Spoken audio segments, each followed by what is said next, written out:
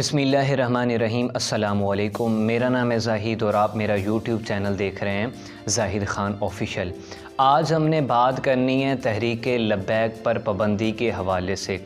इत्तलात के मुताबिक आज तहरीक लब्बैक से जो पाबंदी लगाई गई थी उसको ख़त्म कर दिया जाएगा और इस बात का जो तस्दीक या इस बात की जो ख़बर है वो बोल न्यूज़ के एंकर समी इब्राहीम साहब ने अपनी एक वीडियो के अंदर बता दिया है।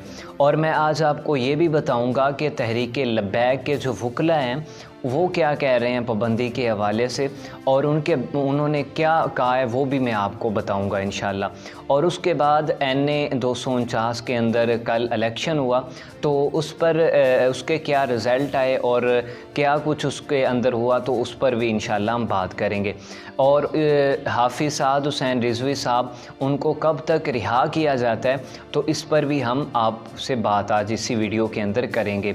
तो सबसे पहले तहरीक लब्बैक पर जो पाबंदी लगाई गई थी हुकूमत की जानिब से, तहरीक लब्बैक के जो वकला हैं उन्होंने अपना जो नज़रसानी की अपील है वो हुकूमत को भिजवा दी है और वो उन्होंने जमा भी करवा दी है तहरीक लब्बैक के जो वकला हैं।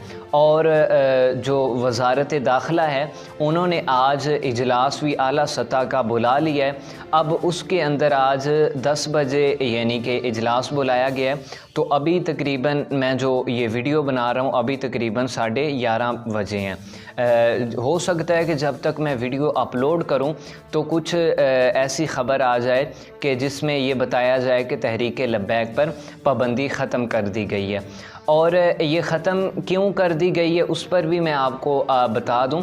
आपने देखा NA 249 का जो इलेक्शन था वहाँ पर तहरीक लब्बैक का जो कैंडिडेट था मुफ्ती नज़ीर साहब, तो उनको क्रेन का निशान भी दिया हुआ था और वो बाज़ाब्ता तौर पर जिस तरह एक सियासी जमात इलेक्शन के अंदर हिस्सा लेती है उस तरह उन्होंने हिस्सा भी लिया।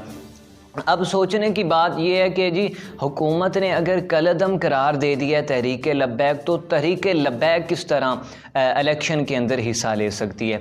तो याद रखिएगा कि तहरीक लब्बैक पर जो पाबंदी लगाई है ना हुकूमत ने, ये हुकूमत ने एक जज्बाती या फिर जल्दी फ़ैसला किया है। उन्होंने इदारों को अपने साथ नहीं मिलाया। हमेशा जब भी किसी भी जमात पर आप पाबंदी लगाते हैं ना तो आपके पास सबूत होने चाहिए। और इतनी बड़ी पार्टी पर आप जब पाबंदी लगा रहे हैं तो इस पर आपके पास वाज़े तौर पर सबूत होना ज़रूरी है। और पाकिस्तान के जो हसास इदारे हैं वो इस बात यानी कि बारे के अंदर इंफॉर्मेशन देते हैं कि क्या कोई जमात दहशत गर्दी के अंदर मुलव्वज़ है या नहीं है।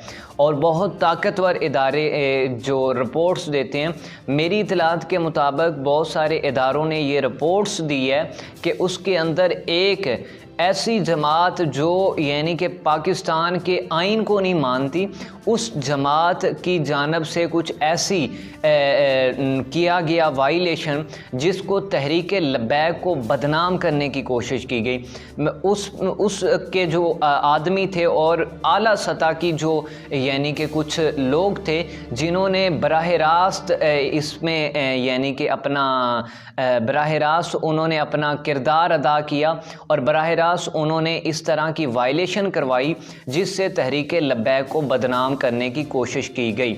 ये इदारों की रिपोर्ट है, ये मैं नहीं कह रहा, इदारों की रिपोर्ट है और ये बहुत जल्द आप तक पब्लिक भी हो जाएगी और आप इसको पढ़ भी सकेंगे। और उसके बाद यानी कि जो तहरीक लब्बैक के वकील हैं उन्होंने एक यूट्यूब चैनल पर आकर कहा है, यूट्यूब चैनल मियाँ इमरान अहमद साहब का चैनल है, ठीक है, वो एंकर पर्सन है, तो उनके चैनल पर वीडियो मौजूद है। अगर हो सका तो मैं उस वीडियो का जो लिंक है इस वीडियो के डिस्क्रिप्शन में लगा दूं ताकि आप उस वीडियो को मुकम्मल तौर पर देख सकें। उसके अंदर उनके वकील ने कहा है कि जी हुकूमत के पास कोई ऐसी यानी कि वाज़ेह सबूत नहीं है जिससे वो तहरीक लब्बैक पर पाबंदी लगा सके। याद रखिएगा कि तहरीक लब्बैक एक पॉलिटिकल सियासी पार्टी है, ठीक है, और वो सियासत के अंदर भी हिस्सा लेती है। अगर हुकूमत किसी जमात पर पाबंदी लगा सकती है तो फिर वो कल को अपनी बड़ी मुखालिफ जमात पर भी पाबंदी लगा देगी। तो इस तरह नहीं होता। जब भी हुकूमत पाबंदी लगाती है तो वो उसको पाबंदी लगाने के बाद फिर सुप्रीम कोर्ट के अंदर फैसला आ जाता है। सुप्रीम कोर्ट फिर इदारों से मालूमात लेते हैं और उसके बाद यानी कि इलेक्शन कमीशन से रिपोर्ट तलब की जाती है और उसके बाद ही कुछ फ़ैसला होता है कि उसको कलअदम करना है या नहीं करना। हुकूमत एक चीज़ पर तो पाबंदी लगा सकती है, वो किसी तंजीम पर पाबंदी लगा सकती है। मसलन कोई पाकिस्तान के अंदर बहुत सारी ऐसी तंजीम होती हैं जो ज़कात वगैरह इकट्ठी करती हैं। इस तरह की बहुत सारी ऐसी तंजीमें जो यानी रजिस्टर्ड नहीं होती इलेक्शन कमीशन के अंदर, उनको तो हुकूमत पाबंदी लगा सकती है, उनके पास ये इख्तियार मौजूद है। लेकिन वो किसी इस तरह पॉलिटिकल पार्टी जो यानी कि इतने बड़े वोट लेती है और पंजाब की तीसरी बड़ी पार्टी है, तो उस पर वो इस तरह पाबंदी नहीं लगा सकती। आइए अब चलते हैं दूसरी खबर की जानब कि हाफिज़ साद हुसैन रिजवी साहब कब तक रिहा हो जाएंगे। तहरीक लब्बैक के वकील के मुताबिक उनका कहना यह है कि तहरीक लब्बैक के जो अमीर हैं हाफिज़ साद हुसैन रिजवी साहब, उनको यानी कि अरेस्ट किया गया था, उनको नज़रबंद किया गया था और उनकी जो नज़रबंदी है वो 11 मई तक ख़त्म हो जाएगी। अगर हुकूमत उस नज़रबंदी को नहीं बढ़ाती तो ऐटोमेटिकली उनको रिहा करना पड़ेगा हुकूमत को, ठीक है। तो उनके वकील के मुताबिक उन्होंने ये भी कहा कि अगर हम ये चाहें कि हम हाफिज़ साद हुसैन रिजवी साहब को रिहा करा लें तो उन्होंने कहा कि हम ये 2-3 दिन के अंदर एक कानूनी जंग लड़के तो हम रिहा करा सकते हैं। लेकिन उनका ये कहना था कि हम ये देखना चाहते हैं कि हुकूमत कहाँ तक जाती है, कि हुकूमत क्या पोजीशन अपनाती है और कौन से यानी कि दफ़ात लगाती है जो क्योंकि हाफिज़ साद हुसैन रिजवी साहब पर जो FIR दर्ज हुई थी वो उस वक़्त दर्ज हुई थी जब वो ऑलरेडी पुलिस की हिरासत के अंदर थे। तो उस जो FIR है उसका यानी कि कोई इतना मजबूत नहीं है FIR के जिसकी बुनियाद पर वो हाफिज़ साद हुसैन रिजवी साहब पर कोई मुकदमा बड़ा चलाया जाए। आइए अब बात करते हैं NA 249 जो हल्का है कराची का, जहां पर इलेक्शन हुआ। तो पहले तो ये ख़बर आ रही थी कि तहरीक लब्बैक के जो कैंडिडेट हैं वो वाज़े तौर पर बरतरी हासिल कर लिए। अब एक यानी कि जब तकरीबन 12 बजे के बाद टाइम शुरू हुआ, रात 12 बजे के बाद, तो आहिस्ता आहिस्ता पीपल्स पार्टी के जो उम्मीदवार थे वो ऊपर आना शुरू हो गए।